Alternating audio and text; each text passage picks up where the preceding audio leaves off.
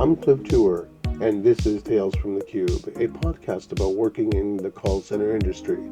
The good, the bad, the funny, and not so funny about life working in the call center industry. Welcome to another edition of Tales from the Cube. Good morning, good day, good afternoon. My name is Cliff. Welcome to this episode 23-009. Luke suggested that I always make sure to put the episode number and also the title of the podcast at the beginning, and I think that's a great idea. Thank you, Luke, for that suggestion with regards to this. This is important, and Luke is, of course, one of our listeners. Appreciate him and all of you who are dropping in and taking a listen here on the channels that you are listening to us on, mainly Spotify. We are also, of course, on Google Podcasts and Prime and iHeartRadio. So check us out on those particular platforms. You'll find us there. So what's today's episode all about? It's about bullies. Yeah, believe it or not, we have to deal with them, and it is definitely something of no mystery at all. Bullies do exist. I know my own experience having to deal with bullies as a child and as a young man, and even in call centers. When I've worked in call centers, I've had to deal with bosses who are not very kind or bullyish, and it's not easy to go forward and do the job handling people who are bullies, whether it's on the call or off the call. Dealing with somebody who is acting out against you is really, really difficult. So what do you do? How do you handle a bully? How do you handle the situation in the call and off the call with a manager or even a colleague who's acting in a bully-like manner? Well, it can be tough. There are certain things that you can do, and I think that there are excellent resources to go forward and take a look at this, so I would recommend doing that. I have my own ideas as to how to go forward and handle this, and I'm going to basically share some knowledge here with respect to what it's been like to have to deal with people who are like that on the phone and, of course, off the phone, working with colleagues and the like. Some of the experiences I've had in the call center industry. One time I was, and this was at a company called PC Mall in Montreal. We were having some difficulty with sales, and one morning we were all called to a giant meeting, and everybody was there, and the manager, or one of the top sales manager, was getting on a desk, and he was just going off on everyone, on all the teams, talking about how important it was to have sales. And at one point he was screaming, pretty much screaming, "Which horse are you on? What horse are you riding on?" This wasn't a motivational speech. This was basically, look, I want sales, I want them now, and you're going to do it, sort of thing. And there was nothing motivational about it. It was just some guy ranting and yelling and screaming at the top of his lungs, "Which horse are you on? What are you doing here? What horse are you riding?" And so on and so forth. And it was just a ridiculous event that I experienced, and I could not believe that I was dealing with such an individual. But here it was. I was dealing with that, and so were my other colleagues, and we just sort of looked at each other funny. Some got it because it's a sales thing as well. What horse are you riding on? That's a thing in sales. You'll see that kind of thing mentioned. I just kind of shook my head and said, "I'm not riding any horse. I'm here to do a job, and that's to try and sell stuff." Another kind of bullying tactic, even in that call center that we had, was, my boss, Mike, was a really nice guy. Overall, Mike was one of the best bosses I ever had. Would come up, and I know it was pressure from him, so he really wasn't trying to be a bully, but sometimes it sort of sounded, he would say, "So are you going to get the 5K today? So when are you getting the 5K? Are you going to get the 5K today?" Because what they really wanted in the sales element here, and this was a B2B operation, was a $5,000 day from each rep. Can you imagine that? They wanted $5,000 as a sales quota for everybody every day. Now, I can tell you that there were a couple of times I actually did do that. I actually got a couple of sales through my career at PC Mall that were 5K. I did do that. So it was interesting, but I was and still am a really terrible salesperson. If you offered me a set of ice cubes and said go and sell them to an Eskimo, or that's the old joke, to an Inuit person, I'll say that more properly because let's be correct, they are Inuit, they're not Eskimos. But if this was to happen, if somebody were to say that to me, I would be like, I'm sorry, I can't do that. I've even been in interviews where somebody will say to me, sell this pencil to me. And I've done it. I've been able to do it. I can sell, but I'm really not that great. So having said that, having somebody coming into my ear saying, where's the 5K? Are you going to get the 5K? Was really kind of disturbing. I was like, okay. So I just went about my business and carried on as best I can. Another incident that happened to me was really interesting. And this happened at a company called Advanced. They are a company that basically calls businesses and offers what are similar to payday loans, I guess if you want to call them that. It's based upon your cash register sales, your point of sales operations. They'll look at that and they'll give you money to basically help you with your business. And one of the problems, and this is something that's in telemarketing, that's a real serious problem, is regurgitating the same list over and over. It's like a, how should I put it? It's like a burp. That's what they're doing, right? They're just regurgitating that over and over and over. It's like burping it up all the time. It's the same people they're calling. Well, you can imagine people are getting frustrated and they don't want the call. So what would happen in a case like that is that if you weren't getting sales, they would actually get everybody to stand up. If they weren't making their sales target for the floor, everybody would be forced to stand up while making calls. Couldn't sit down for a couple of minutes until somebody or a couple of people got sales. Again, quite ridiculous. Eventually, we all just, if nobody was getting sales, we all just sat down. But they would then come back around and do this again and again through the day. And at the end of the day, if you didn't get a sale, you were expected to stay afterwards and, quote, be coached. Now, look, we all live busy lives. Nobody has the time.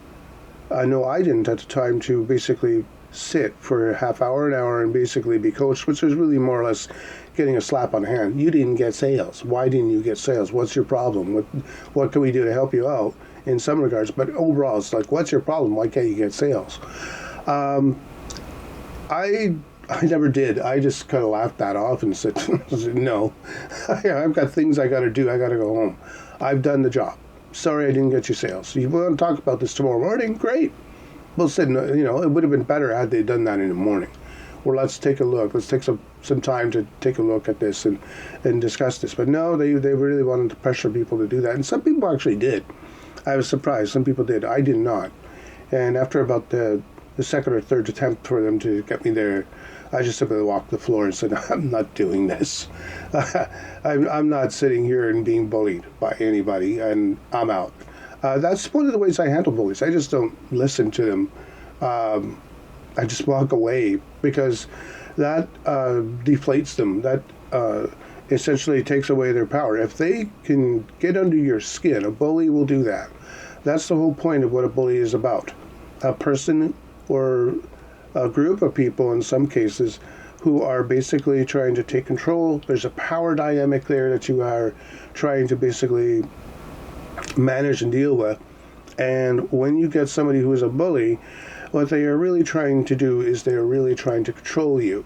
And the power dynamic is usually one person is more powerful than you, and they're basically trying to say, I can control your life, and that's what I'm going to do. I'm going to control you.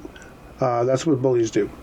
And whether it's on the playground or whether it's in a call center, this is a thing that does happen. There are bullies out there. I've even been in a call center. I actually only worked about a week in that call center, and I just said, no, I'm not going to deal with this. Where I saw a supervisor on a number of occasions refer to agents as stupid, dumb, and so on. Really, really horrible experience. I just simply said, no, I'm not gonna put up with that. That is just extremely inappropriate behavior. Call centers do have a tendency to dehumanize people in a lot of ways as it is. We see that in the fact that, we're looked at as numbers. We're looked at as the problem solvers for the company or the voice of the company. And we become, quote, the company. So in a lot of ways that dehumanizes us, because basically what the client sees, the person who's calling us sees, is not the person, but rather the company. And the business people on the other side here who are running the show, who are running the call centers, see us just numbers, like at a higher level. Now, to a degree, that's acceptable, because really a VP who's in charge, a person who's an analyst who's in charge at a higher level, isn't going to want to know us on a one-to-one basis. They're really looking at us from the point of view of our statistical information. So yeah, it's reasonable to assume that we're just being looked at from that perspective. But what the dehumanizing behavior is when it comes down to our level, it's just like we're considered just nothing more than numbers. You're going to get that sort of thing. And even in the call center itself, you're going to find colleagues that you're going to have problems with, are people that are going to be basically negative and in some cases a bit of a bully. Dealing with them is pretty problematic, and having to work with them is a challenge. You're not going to be able to get away from them as easily as what you would if you were on a call.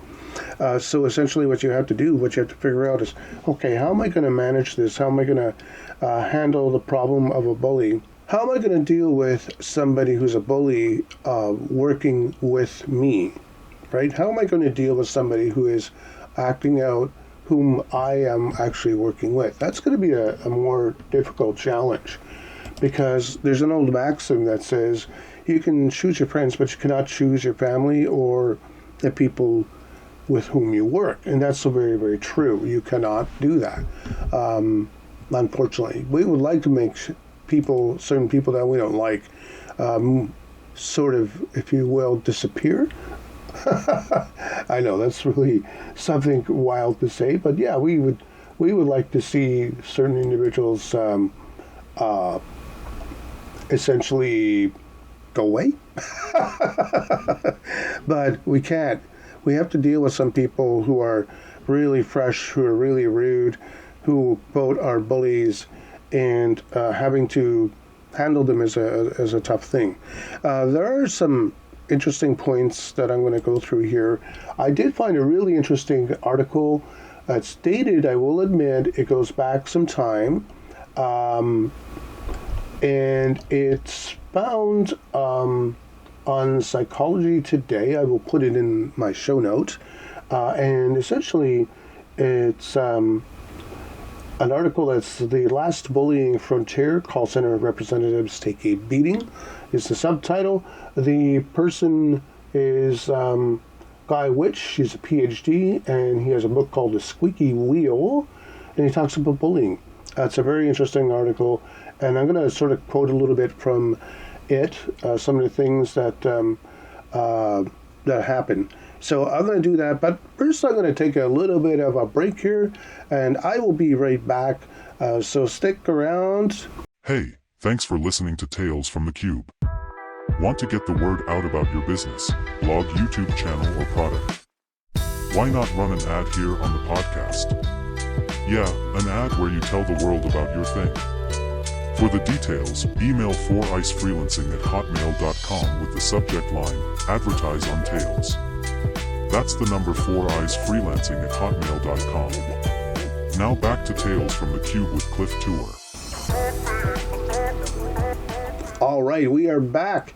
So let's talk about the bullying dynamic. Let's talk about having to deal with people who are bullies, because the bottom line is that we are seeing an increase in behavior in our society that is really quite aggressive. And I'm going to, as I mentioned, give you a tip or two to deal with people, especially on the call. All right, we're going to talk about the call, but even maybe mention what you can do if you have a manager or a colleague who is a bully, and you want to deal with those people, it is really, really important that you do what you can. Some people just will never stop. Okay, that's just their makeup, their dynamic. That is who they are, and there's really not much you can do. There's some things that you can do to mitigate a bully and to placate them a little bit without really placating them, and manage them in a way. I would suggest looking at resources through the web and through other professional resources like a psychologist or other helps, particularly in your company. If you are seeing this activity, you want to get engaged with your HR.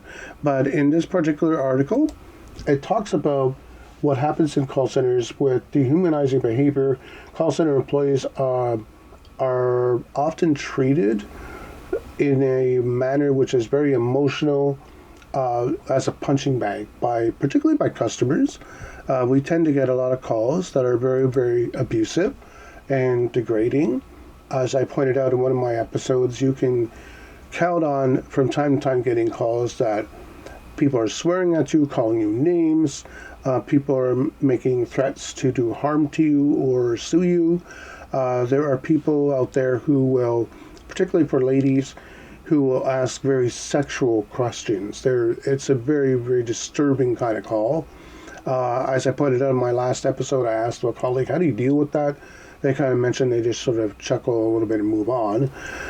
But for some people, it's really, really hurtful and disturbing to hear that kind of stuff. I mean, being asked about your brassiere size or what color underwear you're wearing is, I don't really want people asking me that kind of question. That's just really twisted.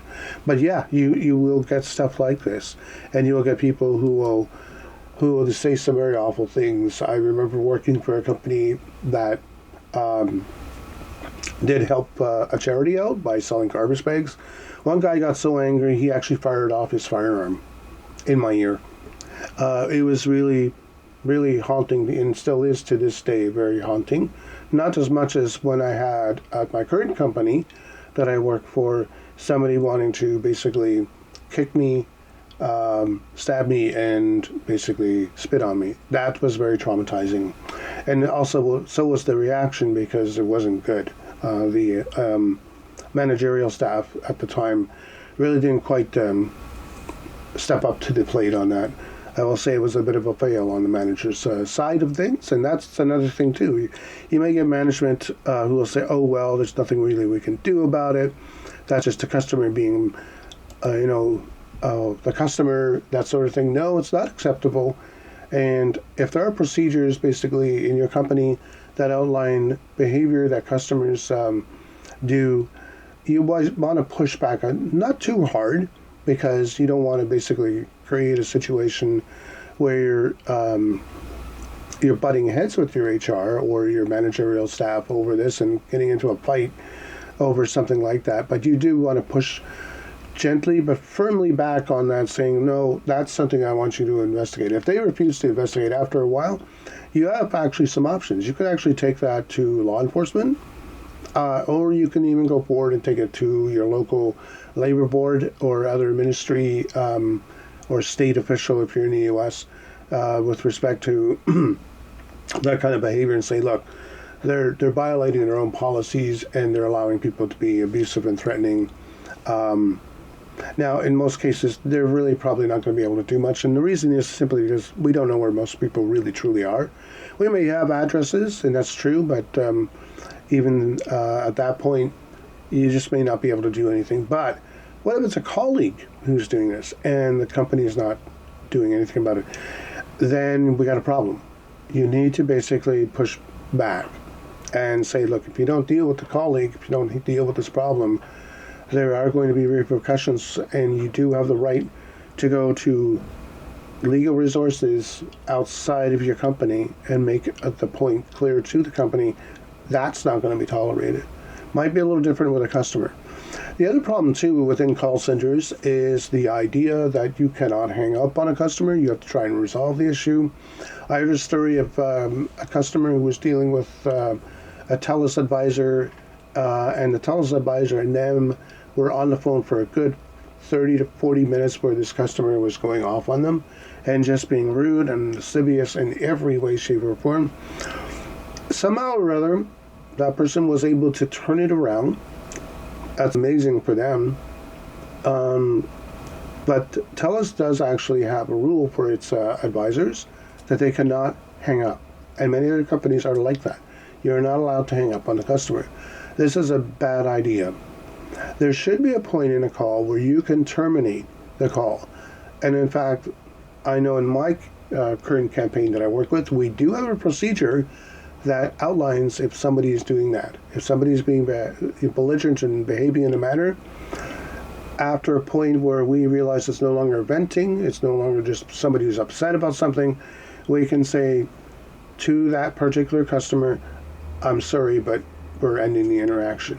And you know what? I would say even in a situation, if you're working for a company like TELUS or Cogeco or Rogers, and they have that you cannot hang up policy, there is a way of hanging up, actually. It's a really great way, and it works. I've done it. And it's this. You can simply say at the point where it's really just gotten out of hand, hey, Mr. or Miss Customer, I realize that you're frustrated. Why don't we take a break here? Here's your case number. Feel free to give us a call when you're feeling a little better, and we'll continue to work with you in this particular interaction. I will notate the case for you. If you want, if you're a senior advisor, you can say this, senior level tier 2 or whatever you're called. If you take ownership of that particular case at whatever level you are, and you're responsible for reaching back out to the customer, tell them that. You know what, I'll take responsibility to work on this with you, but right now we're not getting anywhere. I'm going to disconnect the call and let you carry on with your day. You're not saying you're hanging up. You're going to disconnect the call and let you carry on with your day. It's still a disconnect, but it's putting it into the ear of the customer, hey, we're at the end of this interaction, and I'm gonna disconnect here because we're at the solution end. Now, if the customer wants to continue, you'll let them for a little bit, and you go back to that. You keep going back to that to one point. You simply say, okay, thank you very much for giving us a call. You literally do this. Thank you very much for giving us a call. I will reach back out to you, or you can reach back out to us. Here's your case number. Have a great day. And you do actually disconnect the call. Now, I realize for some people hearing this, they're going to say, well, wait a minute. My company says I can't do that. Yes, you can. You're ending the interaction. You're not hanging up on the customer. You're ending the interaction. You're saying, thank you very much. Feel free to give us a call back. Here's your case number. I do believe this is okay to do that, and I would simply say that that's what you would want to do. But it is something that I would also caution that you do in a very, very professional manner, because some companies, as I pointed out, do have that rule. So try to do that. Try to see if you can do that. And I would say to anybody who's a manager listening right now, if you are a manager, you want to give the empowerment to your advisors at a certain point to take ownership if they can, or to escalate to a person who can take ownership and end the interaction. Stop this. You cannot continue, in my opinion, to allow people to be a bully on the phone. And internally in a call center, you cannot let, if you're an OM or a site lead or somebody who's a VP in your company that looks after the call center, whatever other title you might use to identify senior managerial roles, like senior call center leader or whatever, you need to understand something. If you're allowing the senior call center, you are risking some very serious things happening here, including violence, including the risk that people will do harm to themselves even on the job, and you're also incurring the possibility of legal action against you if you don't, or being brought before a tribunal if you don't deal with bullies. Because at the end of the day, somebody somewhere is going to say, I'm not tolerating this any longer. And if you and your HR department don't manage that person, you're going to face some very, very real consequences. Now, thankfully, I've never heard of really serious violence in a call center. I did hear one or two stories here and there of people who have, gotten into yelling yelling matches with managers, and I did hear a story of one person in one of our centers actually grabbing a keyboard and smashing a leader, one of the TLs, with it, hitting them, like physically striking them with it. That's something you don't want. That's very, very serious. And if you're that kind of angry as a person, stop and think before you do anything like that, because that is seriously going to get you in trouble. So please don't do that. Try and walk away from that before it even gets to that. And the interaction, even with your manager, simply say, I'm sorry, I'm not going to continue working with you on this right now. I realize that you have certain things you want me to do and certain metrics you want me to meet. We're not having a great conversation. So I understand where we're coming from. I'm going to leave right now. If you do that, that's probably a better bet. I remember a time when I was actually looking for work, having a project that I had set up, and it was being funded by the government of Ontario. And a lovely lady by the name of Rita Cesarini and I were working on this. It was to get into the CBC. The end result was I did get in, but there was one point they wanted me to off the program. I was shocked. I went in and I saw the caseworker and I said, look, we're this close. We're just about to sign the deal. No, I got to release you from the program. In the end, I did get what I needed, but at one point, this person was really upsetting me, getting me really, really upset. And I actually said at one point, you know what, I'm really getting angry with you. So here's what I'm going to do. And I thought, and I'm sure she thought, that, I need to call security, right? I was thinking she's probably going to call security now. But, that was just a fleeting thought. But I'm pretty sure she was thinking, I said, I'm going to get up and I'm going to walk away. And when you're ready to discuss this with me in a meaningful manner, we'll get together. And that's exactly what I did. I put my coat on, I left that office. I ended the interaction because that person was acting out and being a bit of a bully. And the reason why they could do that is because they are empowered. And that's the dynamic. There is a power dynamic within the call center and also on the phone. When somebody calls you up as a customer, there is empowerment that they have. As customers want to feel that they are right, that they are entitled to service, and they are. But they sometimes go a little overboard with that and try to bully their way through and get what they want. And it's the same for colleagues and managers. There might be a colleague, for example, who is more tenured. I'm tenured within my company. So it could be said that if I wanted to be a real jerk, I could, to somebody who's not as tenured, who doesn't know. I could basically give them a hard time. Why would I do that, though? I try to remain as friendly as possible, and I would hope that if you're a tenured advisor, you would do the same thing. That you wouldn't create an environment that's hostile or poisoned and toxic. I have actually seen that in my center too, and other centers, and it's not really a good thing. It's something that's really unhealthy, as I mentioned, can lead to all kinds of bad things happening. So we want to try and manage that, and we want to basically not do that. But that's because of the power dynamic. Either tenure or a person who's really, a director type or a opportunity customer type. They're trying to tell you what a bossy person on the phone, and they're trying to bully their way through. On the call, you want to do what you can, as I mentioned, taking ownership, taking responsibility. But off the call, when you're dealing with a manager or a person who's like that, you want to end the interaction as quickly as possible and respect the power dynamic, particularly as a manager that you're dealing with has that power. You want to respect that and say, look, I realize you're the boss and you're looking for things to be done. And I get it. Somebody's over you doing something, but we're not getting on right now. So if you don't mind, I'm going to go back to my desk and work. Now, if they try to block you, let them continue a little bit and then try and get out of the situation and leave. If it still continues, you definitely want to just simply take that exit strategy.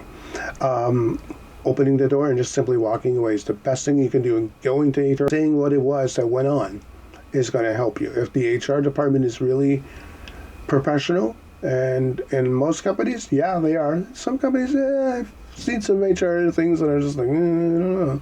But most HR people are really, really sensitive and know what can happen if this goes south and it gets outside into the wild and, gets into a lawyer's hands. And if they don't do the documentation and do the things right, it's going to get bad. So they will definitely tackle the bully and deal with it. For customers that's never seeing who we are, most of the people on my day will never see my face. They will never, ever physically engage with me one-to-one. So they're not going to see who I am. They're not going to know what I look like. Unless I give them my full name and they find me on the internet. But generally speaking, I'm not going to do that anyway, right? There's a security dynamic here at play. But the bottom line here, what I'm getting at is that you want to basically make sure that you present yourself as a human, not AI. And because AI is a prevalent thing right now, we have to basically make sure that we are really humanizing the call and making it feel like a conversation between the person. And not necessarily being their friend, but being a human enough that they understand, hey, I'm actually talking to a human being here. Maybe I better be a little more polite. So part of it is on our side too, with in the call center, particularly if we're doing a sales call or taking an inbound call where there's a script. We might want to be able to go a little into the wild here off script and become that more human individual, because even particularly and especially with scripting, which thankfully on my particular campaign we don't do. You basically tie down, you tether the advisor, and you make them say things that they would never really as a human being say. Scripts are great for a reason. They're good guides, but if you're going verbatim, unless for legal reasons, they're ridiculous. And they just make it more difficult and dehumanize you, and that's why you get the interactions that you get. So throwing away the script, no.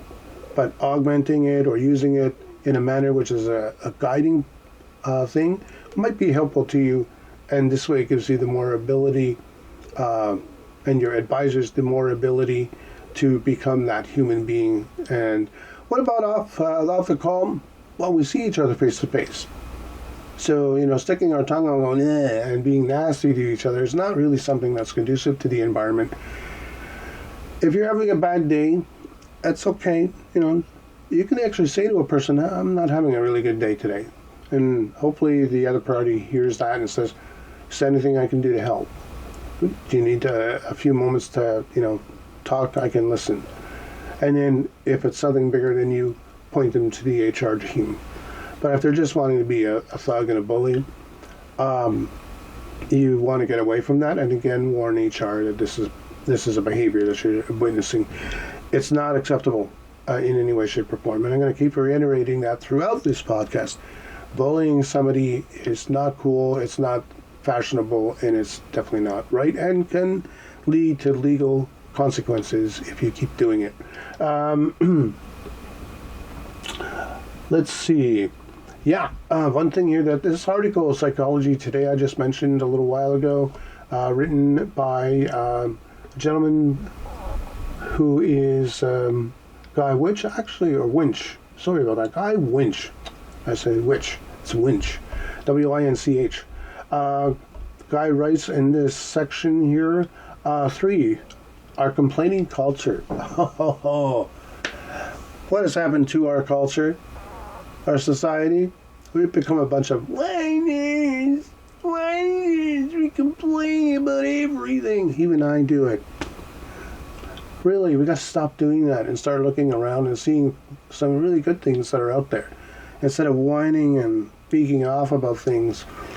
Yeah, there's a place for that, but there's a point where it's just like, oh my goodness, do you want any cheese with that wine?